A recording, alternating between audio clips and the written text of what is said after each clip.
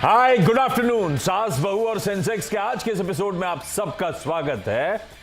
अगले आधे घंटे हमारी सारी जो बाजार रिलेटेड क्वेरीज हैं वो सुलझाने में मदद करेंगे कोलकाता से ओम कैपिटल के राजेश अग्रवाल साहब। राजेश सर आपको आपकी स्क्रीन पे नजर आएंगे। राजेश सर आज थोड़ा सा बैकग्राउंड चेंज सा लग रहा है। आज बगल में कुछ ग्लोब का इमेज भी है, आज कहीं बदल दिए गई जगह? आपके स्टूडियो में हूँ सर। कुछ इमेज बदल गई है पीछे। हम लोग केपेक्स कर रहे हो तो उसका फायदा मिल रहा होगा। ऐसा है। चलिए राजेश सर आता हूँ, बातचीत करते हैं। बहुत सारी क्वेरीज है आपके लिए आज। क्विकली स्क्रीन पे जो रीच आउट करने के तमाम मीन्स हैं, toll free number, WhatsApp number, Twitter ID, please message. Sorry, कल जिन्होंने मैसेज करा था मैं रिप्लाई नहीं कर पाया हूं, मैं आज कर दूंगा और आज वाली क्वेरीज पे भी रिप्लाई करता चले जाऊंगा। ठीक है, मार्केट स्क्रीन्स पर आएंगे। वेडनेसडे का दिन है आज। रिलेटिव कामनेस के साथ ग्लोबली कामकाज हो रहा है। तो ये हमारी कहानी नहीं है, दुनिया भर में थोड़ा सा रिलेटिव कामनेस है, कंसोलिडेशन है, थोड़ा सा क्लैरिटी अवेटेड है। तो क्लैरिटी चाहे वो ग्रोथ रेट्स को लेकर हो, जीडीपी हमारा यूएस का हो, पर उससे ज्यादा मुझे लगता है जेरोमी पॉवेल साहब की जो स्पीच लाइंड अप है वो दिसंबर में फेड क्या करेगा उसकी एक कर्टन रेजर हो सकती है, ऐसा स्ट्रीट मान के चल रहा है। नॉट नेसेसरली पॉवेल साहब कुछ भी कहें, पर क्या है कि इतने सारे गवर्नर्स के बीच में, फेड प्रेसिडेंट्स के बीच में स्पीचेस आई जिन्होंने अपने अपना थॉट प्रोसेस रख दिया कि 4.75 बेसिस पॉइंट की रेट हाइक के बाद अब क्या, तो बटा हुआ है। और स्ट्रीट ने फैक्टर इन कर लिया था पिछले हफ्ते तक वो इन्फ्लेशन के नंबर्स के बाद कि फेड स्टेप डाउन करेगा दिसंबर में। 75 तो नहीं करेगा, 50 करेगा शायद, ऐसा मान के चल रहा था बाजार। अभी वो फेड प्रेसिडेंट की स्पीच उस लिहाज से, चेयरमैन की स्पीच बड़ी इंपॉर्टेंट हो जाती है। तो जेरोमी पॉवेल साहब आज की, और उनकी स्पीच दरअसल है सारे इंपॉर्टेंट मुद्दों पर, economy, inflation, jobs, labour market. तो यही तो सारे की पॉइंट्स हैं जो हमें उनके व्यूज जानने। तो अब उसमें कितना डविश साउंड करते हैं, डविश साउंड करते भी हैं या नहीं, या उल्टा और हॉकिश हो रहे हैं, यानी कि और एग्रेसिव हो रहे हैं और कंसर्न्ड हो रहे हैं इन्फ्लेशन को लेकर, वो कमेंट्री बड़ी इंपॉर्टेंट होगी, वो स्पीच बड़ी इंपॉर्टेंट होगी। मेरे ख्याल से उससे पहले की कामनेस है। खैर, निफ्टी इस समय 18,650 के आसपास के जोन्स पे कामकाज करता हुआ आपको नजर आएगा, 30 पॉइंट की मजबूती के साथ। निफ्टी बैंक थोड़ी थकावट की इंडिकेशन पिछले 3 ट्रेडिंग सेशन से दे रहा था, आज भी वही हाल है। आज फिर 1/3-1/4% के दबाव के साथ निफ्टी बैंक ट्रेड करता हुआ। अच्छी बात यह कि ब्रॉडर मार्केट फिर से आउट परफॉर्म कर रहे हैं। ऑफ लेट ये आउट परफॉर्मेंस चल रहा है। मिड कैप्स 0.5% ऊपर, ब्रेथ पॉजिटिव आपको इस समय नजर आएगी। खैर, मार्केट रिलेटेड सारी डिटेल्स टिकर टीम चलाती रहती है नीचे, तो उस पर अब ज्यादा नहीं जा रहा हूं। मैं सवाल जवाब के सिलसिले की शुरुआत कर देता हूं अप फ्रंट। आज हमें गुड़गांव जाना है, आज हमें गाजियाबाद 2 बार जाना है। तो आज तो पूरा एनसीआर स्पेशल हो गया भाई। तो एक काम करता हूं, पहले गाजियाबाद चले जाता हूं, फिर गुड़गांव और गाजियाबाद आता हूं। तो गाजियाबाद से आभा गुप्ता आपको आपकी स्क्रीन पे नजर आएंगी। Abha ma'am, hi, good afternoon. Hi, Namaskar Ashish ji, and Namaskar Mr. Agrawal. I'm an ardent follower of your TV channel, and I have couple of pain points, and I really look forward to getting some resolution coming in from you. Not exactly resolution, I would say advice, some sound piece of advice coming in from you. मेरे पास Solara Activa करके एक share है, जो मैंने 40 share लिए थे 1480 के भाव पे। इस पे क्या आउटलुक है? It is now at its all time low. अब आप मुझे बताएं इस पे क्या किया जाए। सोलारा एक्टिव फार्मा साइंसेस, लाइए स्क्रीन पे जरा स्टॉक। 1456 की बाइंग और ये स्टॉक चल रहा है 460 पे। 2/3 मैंने अपना कैपिटल गवा दिया है इस स्टॉक में। मैम, ये क्यों लिया था, कब लिया था, और कोई टाइम होराइजन था, या टेक्निकल था, फंडामेंटल व्यू था? Sir, it was an advice from one of my friends, and ये कोविड के टाइम में, प्राइम जब कोविड टाइम था तब लिया गया था, when it was soaring and it had, ये ऊपर की ट्रैजेक्टरी पे जा रहा था। लेकिन एवर सिंस मतलब 1-1.5 साल हो गया ये बिल्कुल नीचे नीचे नीचे ही जा रहा है। और कितना नीचे जाएगा मुझे ये जानना था। राजेश सर, क्या करा जाए भाई, बहुत पेन है स्टॉक में हमारे साथ। हमने बहुत ऊपर की खरीद कर रखी है, 2/3 वैल्यू इरोड हो गई है, 1/3 बची है। अब इस बच्ची 1/3 के लिए रणनीति क्या होगी? जस के तस बने रहूं और गिरना है तो निकल जाऊं। आपका व्यू क्या बन रहा है सोलारा एक्टिव, और इस तरह का फॉल क्यों दिखा रहा है ये stock sir? Good afternoon Ashish ji. ये सोलारा एक्टिवा की अकेले की बात नहीं है, जितने भी एपीआई मैन्युफैक्चरर थे जो कोविड के समय में बहुत तेज़ी से रनअप दिखाए थे, फिर वो चाहे लॉरस लैब हो, सोलारा हो, डिवीज़ हो, कई ऐसे स्टॉक एपीआई मैन्युफैक्चरिंग में जो थे उन्होंने बहुत तेज़ी दिखाई थी। अब वो करेक्ट हो रहे हैं क्योंकि एपीआई की तरफ से डिमांड थोड़ी कम होती हुई नज़र आ रही है। लेकिन सोलारा के साथ मैं ये कहना चाहूँगा कि इस तिमाही के नतीजे अगर आप देखें तो लॉस कम होते हुए नज़र आए। हालिया अप्रूवल मिला है इनके एपीआईज़ के लिए, थोड़ी बहुत ठीक ठाक लगती है, लेकिन इनके भाव आते हुए मुझे बहुत दिक्कत की बात लग रही है या फिर बहुत समय लग सकता है। इस समय हमारा टारगेट इसमें 500 रुपये का है आने वाले 6 से 9 महीने में। तो इन्हें तो एक बार तो लॉस बुक करना ही पड़ेगा, चाहे अभी करें या वो 500 रुपये तक इंतज़ार करके कर लें, लेकिन हमारा जो लक्ष्य है वो 500 रुपये का है 6 से 9 महीने में। टारगेट ही 500 का है। और सोलारा का मैं बहुत लंबा चार्ट नहीं दिखा सकता, 2019 से अब तक चार्ट अगर प्लॉट करते तो एक पहाड़ बना हुआ है। जितनी तेजी on the way up I थी, इक्वली स्ट्रॉन्ग करेक्शन, और जहां से चला था वो कोविड के पहले से उन्हीं लेवल्स पे आके खड़ा हो गया। तो सारा वो मोमेंटम प्योरली फिजल आउट होता है, और मैम हमने बहुत गलत समय पे इसको ऊपरी स्तरों पे पकड़ लिया। राजेश सर क्या करें, 500 का इंतजार करें सोलारा में बैठे बैठे, या 460 पे फिर निकले ही? देखिए 460 अभी है, 6 से 9 महीने में 500 का टारगेट है। मुझे कोई औचित्य नज़र नहीं आ रहा कि इसमें बैठे रहा जाए। कोई बाजार के कारण से बढ़ जाए तो अलग बात है, बेहतर होगा कि आप स्विच कर लें किसी दूसरे काउंटर्स में जहां की अपॉर्चुनिटीज़ ज़्यादा हों। अच्छा, एक सबसे बढ़िया पिक ओम कैपिटल की शो खत्म करते करते राजेश सर, जहां जहां स्विच की रिकमेंडेशन है, लेना क्या है, हमें सेक्टर से मतलब नहीं है, फार्मा से फार्मा जाना ऐसा कोई मतलब नहीं, हमें तो पैसा कमाना है। तो आप सोच के रखना एक बढ़िया सा स्टॉक। गुड़गांव से अनुजा गुप्ता आपको स्क्रीन पे नजर आएंगे। Anuja ma'am hi, good afternoon ma'am. Sir good afternoon. पहली क्वेरी अनुजा मैम। सर मुझे ये पूछना है कि मेरे स्मॉल पीएसयू बैंक्स के शेयर है मेरे पास हैं, like UCO bank, central bank, bank of Baroda. तो क्या मैं लॉन्ग टर्म के लिए इन्हें रखूं या फिर इन्हें सेल कर दूं? नहीं, तो एक पहले यूको बैंक के ये भाव आ गया, आपने 20 के भाव पे खरीदा है? यस सर, यस 20 के भाव में खरीदा था। और सेंट्रल बैंक, डॉक्टर साहब सेंट्रल बैंक दिखाइएगा। हाँ, सेंट्रल बैंक 22 के भाव पे। 22 के भाव में। तो राजेश सर मेरी बाइंग के आसपास हैं, बहुत तगड़ा मोमेंटम सरकारी बैंक्स ने दिखाया।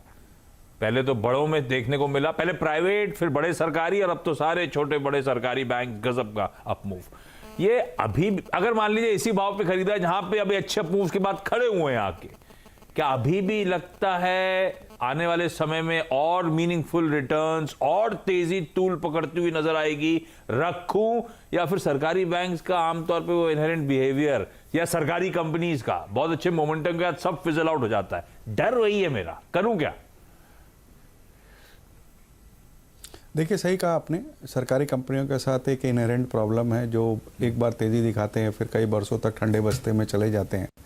लेकिन इस वक्त जो पीएसयू बैंकिंग के साथ हो रहा है उसमें थोड़े फंडामेंटल्स चेंज है, फिर वो चाहे एसेट क्वालिटी इंप्रूवमेंट को लेके हो, कॉर्पोरेट लोन बुक में बढ़त को देखे हो, या ऑपरेटिंग परफॉर्मेंस में बढ़त को देखे हो। रिटर्न ऑन एसेट अगर आप देखेंगे कई वर्षों के बाद बहुत अच्छे आए, नतीजे बहुत अच्छे आए, और ये कैचअप करने की कोशिश कर रहे हैं प्राइवेट सेक्टर बैंक्स के साथ। लेकिन मैं फिर कहना चाहूँगा कि इसमें बहुत आपको चुनिंदा रहना है। आपके जो central bank, bank of Maharashtra है, यूको बैंक है, यहाँ पे एक बार मुनाफा वसूली कर लें। बैंक ऑफ बड़ौदा में बनी रहे, यूनियन बैंक में 15 से 20% और बढ़ता है तो वहाँ निकल जाएं। और मैं कहूँगा कि ये जो पैसे आप जो बेच के निकालेंगी, इसे स्टेट बैंक या कैनरा बैंक में स्विच कर लें। तो आप कह रहे हो यूको बैंक, सेंट्रल बैंक में तो फिर भी 2-2.5 रुपए मेरी खरीद के ऊपर है, तो वहां तो थोड़ा बहुत मुनाफा आ जाएगा। यूको बैंक मेरी बाइंग के नीचे चल रहा है, फिर भी छोड़ दूं? और दूसरा आप कह रहे हो यूनियन और बीओबी को फिलहाल के लिए होल्ड कर लूं, थोड़े बहुत गेन्स अभी भी देखने को मिल सकते हैं, और इवेंचुअली ये सारा पैसा समेटूं, किसी एसबीआई, किसी कैनरा में डालूं अगर सरकारी बैंक से एक्सपोजर चाहिए तो? नहीं, आप बैंक ऑफ बड़ौदा से भी कंटिन्यू कर सकते हैं। हाँ हाँ भाई, यूनियन बैंक, बीओबी, अच्छा बैंक ऑफ बड़ौदा भी रख सकते हैं सरकारियों में प्रेफर्ड पिक्स के तौर पे। मैम तो अनुजा मैम, ये आपको कॉल लेना पड़ेगा। सरकारी बैंक से एक्सपोजर लेना है इस तरह के अच्छे मूव्स का। सरकारी बैंक हो सकता है और अच्छा उछाल दिखाए, पर सरकारी बैंक्स में कंफर्ट जहां है वो किसी एसबीआई, किसी बीओबी, किसी कैनरा बैंक तक सीमित है। बीओबी तो ऑलरेडी आपके पास है, बाकियों में आप मुनाफा बांधने की या एग्जिट करने के मौके, उसको स्विच करने के मौके ढूंढ सकते। इतने सारे सरकारी बैंक्स सब लंबी अवधि के लिए लिए थे, सिर्फ ट्रेडिंग के लिए लिए थे? नहीं सर, मैंने सब कुछ ट्रेडिंग के लिए लिए हैं, कुछ लॉन्ग टर्म के लिए लिए। तो आपने इन चारों में लॉन्ग टर्म कौन सा रखा था? लॉन्ग टर्म के लिए मैंने सर सेंट्रल बैंक और bank of Baroda. Bank of Baroda ठीक है, सेंट्रल बैंक लेकिन लॉन्ग टर्म के लिए नहीं है। बातचीत से तो ये लगा ओम कैपिटल की रिकमेंडेशन वो है। सर मेरी वन क्वेरी एक और है। हाँ तो मैं लौट के आऊं, एक गाजियाबादी होके आता हूं। Okay sir. तो गाजियाबाद से पारुल जी आपको आपकी स्क्रीन पे नजर आएंगी। ये पारुल मैम फोन लाइन में है क्या? अरे संपर्क में 7 पॉइंट डायरेक्टर साहब आप। चलिए कोई नहीं। Parul ma'am good afternoon. Good afternoon sir. Ma'am पहले क्वेरी, पहला सवाल कौन सा? जी मेरा आईआरसीटीसी से है। मैंने 300 शेयर लिए थे। हाँ, और फिर उसके बाद से शेयर स्प्लिट हो गया। हाँ, अब मेरा लॉस जो है पर शेयर 1108 का मेरा जो मतलब प्राइस आया फिर उस पे, और जो अभी जो चल रहा है 733 पे चल रहा है। तो आपकी तो अब मैं खरीद इसमें भाव क्या क्या आप करूं? कह रहे हो 1100 हो गया? जी 1108 है। स्प्लिट आया था, एक को 5 में तोड़ दिया था, तो आपका भाव एडजस्टेड पड़ा 1100 का, और इस समय चल रहा है 700। यही सवाल है ना? जी जी जी जी सर। ये तो लंबे अवधि से आप रखे हो, ये लंबी अवधि का ही कॉल था? जी जी। अरे सर ये मोनोपोलिस्टिक ये बिजनेसेस, कल भी सवाल आईईए जैसे आया था, आज आईआरसीटीसी आया, वो कैम्स हुआ, ये सब तरह के सवाल बहुत हैं, क्योंकि इनमें बहुत अच्छी तेजी के बाद मोनोपोलिस्टिक बिजनेसेस, मोनोपोली बिजनेसेस, क्या री रेटिंग हुई थी इन स्टॉक्स की, और उसके बाद प्योर डिस्ट्रीब्यूशन हो गया, हम सब रिटेल के हाथ में रह गया। ये अभी आईआरसीटीसी पे व्यू क्या है? मेरी तो 1100 प्लस की खरीद है, 750 पे खड़ा हुआ है स्टॉक चलने के बावजूद।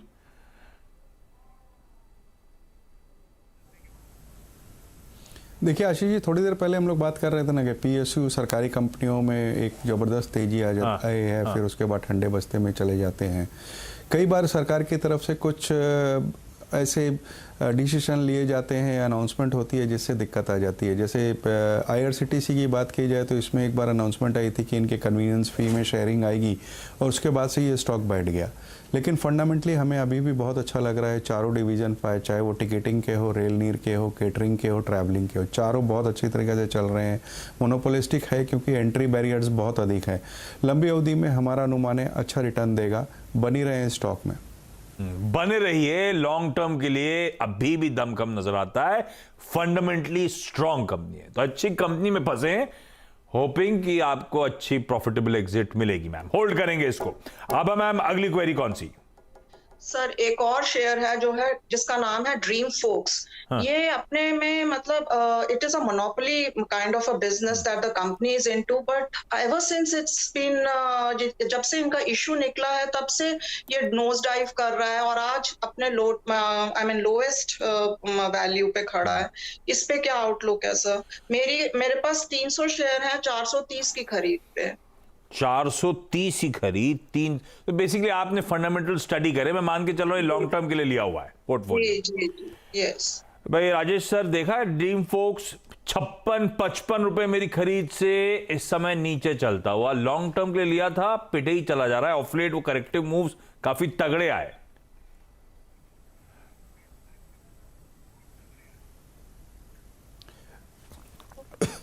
देखिए ये एयरपोर्ट एग्रीगेटर का प्लेटफॉर्म Yes. वाले बिजनेस में लाउंज एक्सेस वगैरह देता है। अगर नंबर्स देखेंगे तो पिछली तिमाही से इस तिमाही में बहुत अच्छी जंप आई। बॉटम लाइन में करीब 700% की जंप आई। लेकिन इस सब चीज़ के बावजूद स्टॉक टूटता जा रहा है, क्योंकि एक तो वैल्यूएशंस थोड़े से स्ट्रेच नज़र आ रहे हैं आगे, और बहुत अभी लोगों को इंतज़ार है इनके नंबर्स का आने वाले दिनों में किस तरीके से परफॉर्म करेंगे। लेकिन जिस तरीके से ट्रैवल एंड टूरिज़्म बढ़ता जा रहा है, लोगों की यात्राएं बढ़ती जा रही है, एयरपोर्ट्स वगैरह में भीड़ दिख रही है, ये सब देखते हुए मुझे लगता है आगे आने वाले दिनों में ठीक परफॉर्म कर सकता है। इस वक्त दिक्कत है एक तो एंकर इन्वेस्टर वाली, दूसरी अगर आप देखो तो जिनके आईपीओज में आए हुए थे वो निकल रहे हैं, तो एक बार डिस्ट्रीब्यूशन चल रहा है वो थोड़ा लंबा चल सकता है। तो अगर आप लंबी अवधि तक रुक सकती हैं तो ठीक है, वरना मेरा तो यही एडवाइस रहेगी कि एक बार निकल जाएं। ये फिर ऐसे गड़बड़ हो जाएगा। अब मैम को सोलारा में निकलना है, ड्रीम फोर्स में सब लॉस ही लॉस घर आ जाएगा। Yes, I think ये सारे wrong. हाँ, तो राजेश सर लंबी अवधि में कन्विक्शन है कि नहीं है?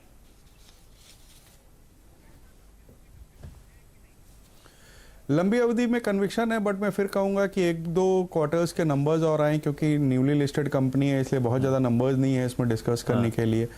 बिजनेस मॉडल बहुत अच्छा लग रहा है, बट ये मॉडल कितना बॉटम लाइन में कन्वर्ट होता है वो देखना पड़ेगा।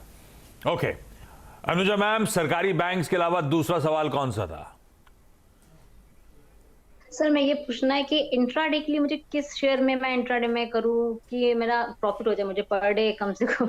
है राजेश सर, ये हम सबको जानना है भाई, ये रोज का खर्चा निकल जाए इंट्राडे में, ऐसा कोई स्टॉक होगा? ऐसा कैसा आइडिया निकलेगा राजेश सर? आज कभी घर का डीजल वीजल निकल जाए गाड़ी का, ऐसा कुछ हो सकता है क्या? सर ज्यादा नहीं चाहिए हम लोग को, रोज का खर्चा निकल जाए बस। निकलना मेरे ख्याल से तो थोड़ी दिक्कत की बात है। सबको ही वही है आशा, लेकिन इसमें 50-50 चांसेस रहते हैं। हाँ। तो ये एक तरीके से स्पेकुलेशन है। मैं समझता हूँ कि यहाँ पे थोड़ा सा दूर रहें अनलेस अनटिल की आपकी नॉलेज बहुत अच्छी हो या आपकी स्टॉप लॉस वगैरह पे अच्छी कन्विक्शन, माने डिसिप्लिन्ड स्टॉप लॉस वगैरह फॉलो कर सकती हो तो करें, अन्यथा मैं कहूँगा कि थोड़ा सा दूर रहें तो बेहतर हो। और अनुजा मैम, राजेश सर ने आज चलो एक दे भी दिया ट्रेडिंग कॉल, तो कल कौन मदद के लिए आएगा हम लोग की? थोड़ी सी पढ़ाई हमें करनी पड़ेगी। अब चार्ट वार्ट स्टडी करना शुरू करिए, अपने बेहतरीन पिक्स निकालिए। इस नोट पर शो खत्म करने का समय है, शो खत्म नहीं, सेगमेंट को खत्म करने का समय है। Abha ma'am, Anuja ma'am, Parul ji, thank you so much जुड़ने के लिए। Thank you sir. Thank you sir. Thanks a ton ma'am. Rajesh sir, thank you so much beautifully सारी क्वेरीज सॉल्व करने के लिए। ये वीकेंड में कुछ खास नहीं आ रहा ना इस बार, तो कुछ बात करने लायक है नहीं ना मूवी? ड्राई है सर एकदम इस बार तो। हाँ, इस बार मामला ड्राई है। ये वो स्विमिंग वाली कोई मूवी आई है नेटफ्लिक्स पे, द स्विमर्स या कुछ, तो देखी आपने? बहुत तारीफ है। नहीं, मैंने वो तो नहीं देखी। मैं नाम भी भूल गया हूँ। बहुत इस हफ्ते ग्लोबली बहुत वगैरह चलाना पड़ेगा या फिर हाँ, इस हफ्ते नेटफ्लिक्स वाला मामला है, इसलिए वो मैं अपनी तरफ से दे जा, मैंने देखी नहीं है, मैंने तारीफ बहुत सुनी और पढ़ बहुत लिया है। या फिर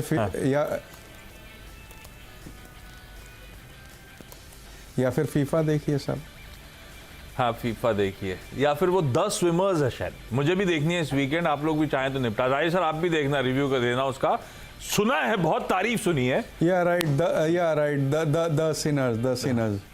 ना द स्विमर्स, वो 2 सिस्टर्स की कहानी है।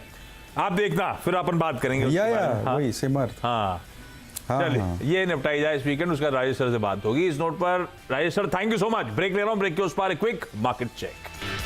ब्रेक के बाद आपका स्वागत है। समय नहीं है मेरे पास, पर एक प्रॉमिस करके मैं खुद भूल गया था। तो मैंने कहा था राजेश सर से एक स्टॉक ले लूंगा कि हम सब जो एग्जिट कर रहे हैं अलग अलग स्टॉक पोजीशन से, कहाँ लेना है। तो राजेश सर से ब्रेक में रिक्वेस्ट करी कि भाई प्लीज बैठ जाओ आप, फिर से वो भूल गया मैं डिलीवर करना। राजेश सर, शो खत्म हो चुका है, लेकिन पिक लिए बिना अब कैसे खत्म करूं कल्मिनेट। तो एक ऐसा स्टॉक जो ओम कैपिटल में सबसे ज्यादा बुलिश हो आप लोग इस समय?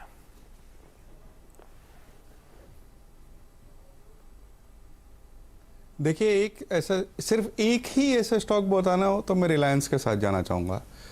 हम बहुत बुलिश हैं। आने वाले 2 साल की किसी की होल्डिंग की पीरियड हो, हम समझते हैं यहाँ बिल्कुल दांव लगाना चाहिए। ऑयल टू केमिकल, रिटेल और जियो टेलीकॉम, तीनों बहुत अच्छा चल रहे हैं। खास करके हमारी उम्मीदें रिटेल से और टेलीकॉम से बहुत ज़्यादा अच्छी बनी हुई हैं। रिटेल में स्टोर्स एक्सपेंशन हर क्वार्टर में 800 के आसपास हो रहे हैं, और जिस तरीके की बढ़त इनकी टेलीकॉम में भी बनी हुई है वो भी अच्छी लग रही है। और इवन ओटीसी में हमें लग रहा है कि आने वाले दिनों में जीआरएम्स बहुत अच्छे होते नज़र आएंगे। इन सब चीज़ों के मद्देनज़र हम रिलायंस में हर गिरावट में खरीदारी की सलाह दे रहे हैं। एक स्टॉक बोलना हो तो मैं तो रिलायंस के साथ ही जाऊँगा। राजेश सर, थैंक यू वापस बैठने के लिए और सो कॉल्ड प्रॉमिस को पूरा करवाने के लिए। भाई आप लोग स्विच कर रहे हो तो सबसे प्रेफर्ड इस समय रिलायंस इंडस्ट्रीज आ गया, तो भाई वो डिस्क्लेमर प्लीज स्क्रीन पे दिखा दीजिएगा। इस चैनल की ओनरशिप इस चैनल का प्रबंधन रिलायंस इंडस्ट्रीज के पास है, तो ये ध्यान रखिएगा। एक बार किसी इंडिपेंडेंट फाइनेंशियल कंसल्टेंट से, उनसे भी आप चर्चा कर लीजिएगा। लेकिन ओम कैपिटल की एक प्रिफर्ड पिक चाहिए इस समय, तो है रिलायंस इंडस्ट्रीज आप लोगों की स्क्रीन पे। ब्रेक ले रहा हूं, ब्रेक के उस पार मिड कैप मंत्र। नमस्कार।